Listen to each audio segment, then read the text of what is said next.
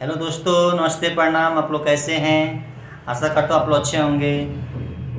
आइए दोस्तों, आप लोग के बीच में एक सॉन्ग पेश कर रहा हूँ। अच्छा लगे तो लाइक कमेंट जरूर कीजिए और चैनल को सब्सक्राइब कीजिए। हाँ, गोर बाड़ू चाहे बाड़ू करिया हो, फोटो तहरे बादल के भीतरिया हो। हाँ, गोर बाड़ू चाहे बाड़ू करिया हो, फोटो तहरे बादल के भीतरिया हो।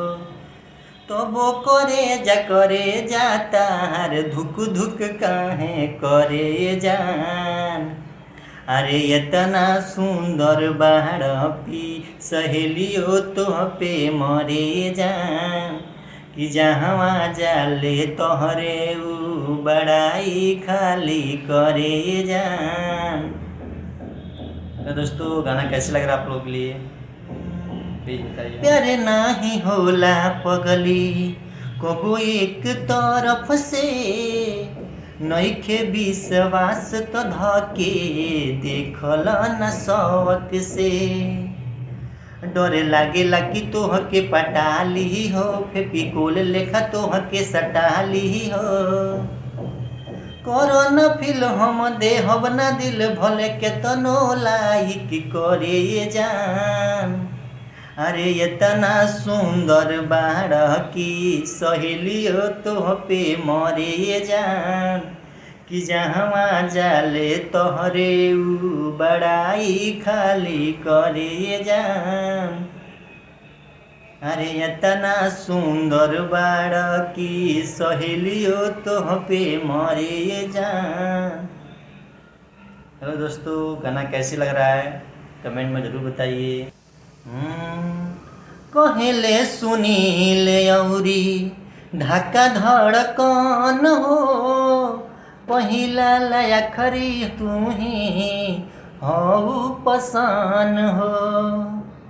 जनी भूलियो के वो कराला जइहे जनुआ, तोरा फेरा में लागल बिया रे रनिया। तोहरे होई तोहरे रहब केतनो पीछा करिए जान। अरे इतना सुंदर बाड़ की सहेलियो तो पे मरे जान। जहाँ जाले तोहरे ऊ बड़ाई खाली करे जान।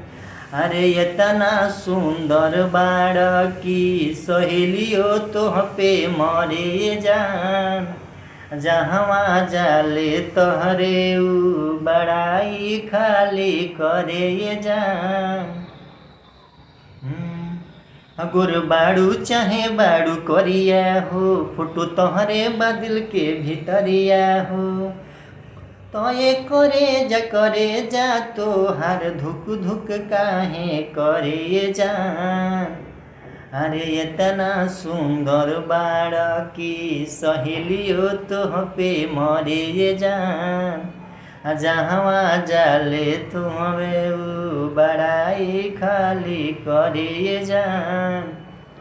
जहाँ जाले तोहरे ऊ बड़ाई खाली करे जान। हेलो दोस्तों, गाना कैसे लगा आप लोगों के लिए कमेंट में ज़रूर बताइए और हमारे चैनल को सब्सक्राइब कीजिए और